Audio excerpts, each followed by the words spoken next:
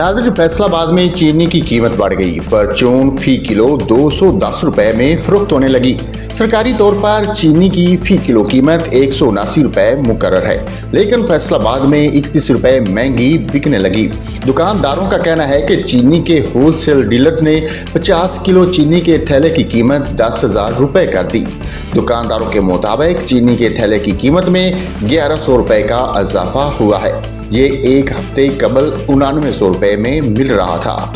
नाजरीन, आपको खबर दी है फैसलाबाद में चीनी की कीमत में बड़ा इजाफा। परचून फी किलो चीनी 210 रुपए में फरोख्त होने लगी। दुकानदारों का कहना है कि चीनी के होलसेल डीलर्स ने 50 किलो चीनी के थैले की कीमत 10,000 रुपए कर दी। सब्सक्राइब करें और दबाएं बेल आइकन ताकि कोई खबर रह न जाए।